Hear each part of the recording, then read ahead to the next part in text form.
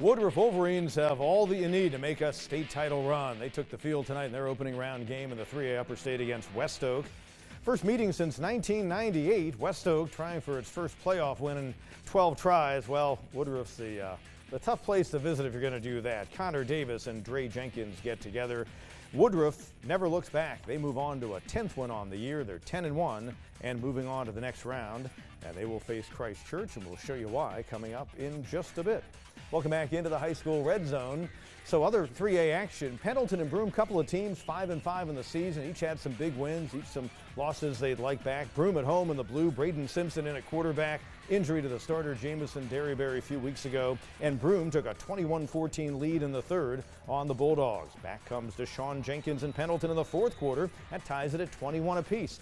Later in the fourth, Jackson Allman with a pass to Ty Miller. And look at the yards after the catch. I mean, he's massive. He's probably hard to bring down, let alone when he's got a full head of speed. And that sets up a game-winning field goal. Brody Sprayberry with the winner. And Pendleton pulls it out on the road, 24-21. Their field goal kicker and company celebrating. So was their head coach, Grayson Howell. We talked about it all week, right? I really thought the game was going to come down to who really wanted to play next week. You know, we're both 5-5. Who can sustain it and try to play in round two? Offense, defensive touchdown, special teams, field goal to win the game. I mean, everybody contributed and all parts of it helped us win the game.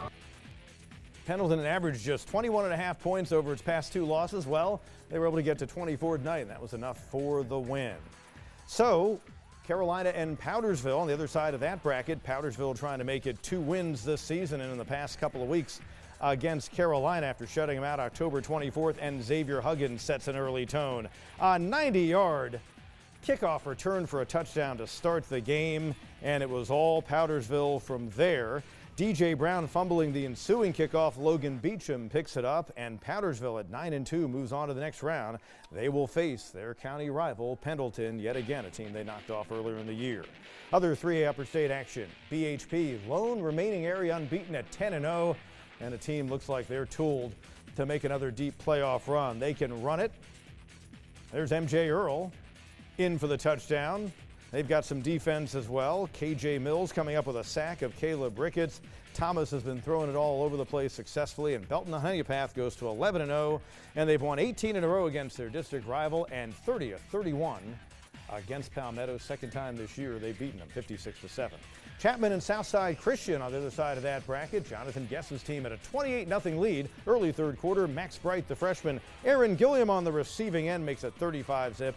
Southside Christian has a date with BHP next week on the road as they roll 55-15. MVP was the home team at St. Joe's. That's why the Knights were in their road whites against the Stars, who knocked him off decisively back on September 5th. And Sam Patterson gets a load of Jamar Brown, led to Dylan McKee. Nifty little run there, and then McKee, they send the running back out of the backfield. Mac Anderson, a bullet to him, made it 13-zip, and when it's done, MVP survives. St. Joe's plays everybody tough. They come up a point shy as MVP wins it, gets the 9th win on the year, and moves on. Crescent and Union County, other side of that bracket. Really nice passing combo. Mason Evans and Miri Acker. And Acker, the Shrine Bowler, sheds defenders, and there he goes on a 55-yard score. Made it a 39-6 game in the third quarter. Evans later with a quarterback keep for a TD, and Crescent their first 8-win season since 2016. They improved 8-3, and they're moving on to play MVP, who knocked him off earlier this season as well. Christ Church in 3A at home, looking to get Woodruff in the next round if they could knock off Walhalla. Early on, before the smoke from the intro had cleared, Ant Atkins with the interception of Caleb Johnson. Looked like it was going to be a pick six through the gloaming, but they were actually stopped eventually on the 1-yard line, and they were stopped earlier in the red zone as well in that opening quarter. But off the punt, here's Atkins on a return. What ball skills he has, gets him close. Michael Martin takes it in, and Christ Church moves on to the victory. They get Woodruff in the next round, 47-7.